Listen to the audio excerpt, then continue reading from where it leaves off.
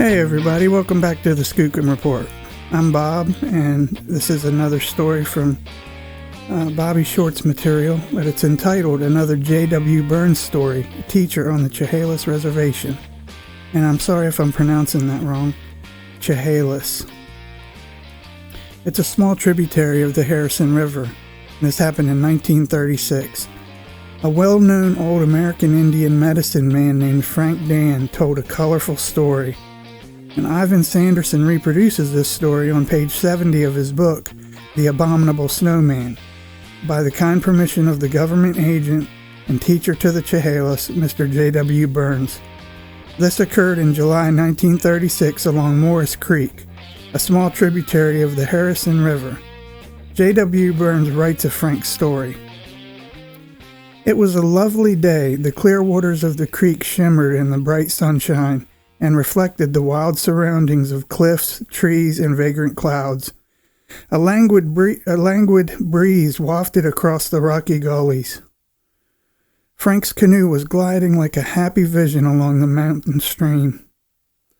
The Indian was busy hooking one fish after another, hungry fish that had been liberated only a few days before from some hatchery. But the Indian was happy as he pulled them in and sang his medicine song. Then, without warning, a rock was hurled from the shelving slope above, falling with a fearful splash within a few feet of his canoe, almost swamping the frail craft. Startled out of his skin, Frank glanced upward, and to his amazement beheld a weird-looking creature, covered with hair, leaping from rock to rock, down the wild slope with the agility of a mountain goat. Frank recognized the hairy creature instantly. It was a Sasquatch. He knew it was one of the giants. He had met them on several occasions in past years, once at his own doorstep. But those were a timid sort, not unruly like the gent he was now facing. Frank called upon his medicine powers and Sula and similar spirits to protect him. There was an immediate response to his appeal. The air throbbed and some huge boulders slid down the rocky mountainside, making a noise like the crack of doom. This was to frighten away the Sasquatch, but the giant was not to be frightened by falling rocks.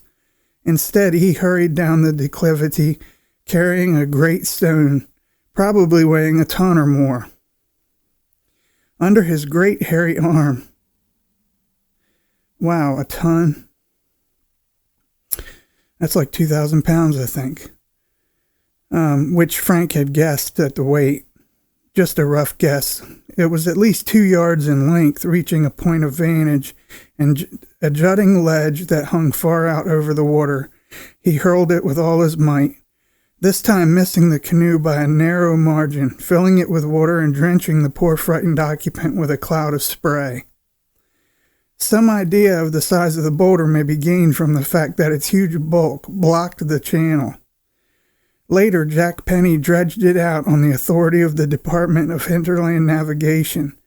It may now be seen on the 10th floor of the Vancouver Public Museum in the Department of the Curious Rocks. When you're in Vancouver, drop by the museum and the curator will gladly show it to you. The giant now posed upon the other ledge in an attitude of wild majesty, as if he were a monarch of these foreboding haunts, shaking a colossal fist at the great medicine man, who sat awestruck and shuddering in the canoe, which he was trying to bail out with his shoe, nonetheless. The Indian saw the Sasquatch was in a towering rage, a passion that caused the great man to exude a repugnant odor that was carried down to the canoe by a wisp of wind. The smell made Frank dizzy, and his eyes began to smart and pop. Frank never smelt anything in his whole medicine career like it. It was more repelling than the stench of moccasin oil gone rotten. Indeed, it was so nasty that the fish quieted the pools and nooks they headed for schools for the Harrison River. The Indian, believing the giant was about to dive into the water and attack him, cast off his fishing lines and paddled away as fast as he was able to. Sanderson included this story not so much for anything that it might add to the general picture of Sasquatches in the area. There's ample evidence of that in any case, but to exemplify the type of tale told by the American Indian that caused the white man to doubt his veracity.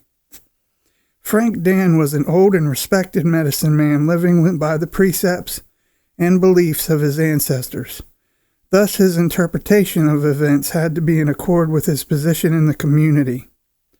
It's a straightforward account, namely that while fishing, a Sasquatch appeared, hurled some rocks at the old man, and stank like hell. The induced landslide and the weight of the second rock hurled, or perhaps merely dislodged into the river, as well as the giant's implied curse, are pure embellishments. Even the mass exodus of the trout might well be perfectly true, and due to a cascade of boulders rather than to a stink in the air, then they could of course not smell in the water. Besides, Frank Dan's medicine came off second best, and he had manifestly fled. He couldn't explain this fact away, so he just did the best thing he could not to show up in a poor light.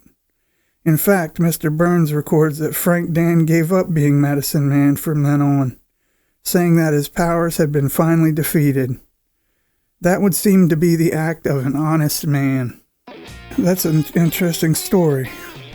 And I wonder if it's true, how true it is, because he talks about some embellishments, but he's talking about the size of the boulder and the fish. But in any case, all legends are birthed out of some sort of truth. All stories, anyway. And we all know that the Native Americans go way back and talk a lot about Sasquatches. But if you or anybody you know has seen us, encountered a Bigfoot, had a sighting or anything like that, and you'd like to have it on here on the Skookum Report, just put it down and shoot it off to me in an email at skookumreport@gmail.com. That's skookumreport@gmail.com. I'll be sure to get it on here for you. It's not a problem at all. And I want to send a shout out to Big Mike. I hope you're having a great day or evening, whenever it is that you're listening to this, bud. And everyone else, man, thank you for listening. And please leave a comment and hit the like button if you like the story. Just let me know what y'all think. I enjoy hearing back from you. All right, well, that's all for me now anyway, and I'll see you again soon on the Skookum Report. Y'all take care, and God bless. Bye-bye.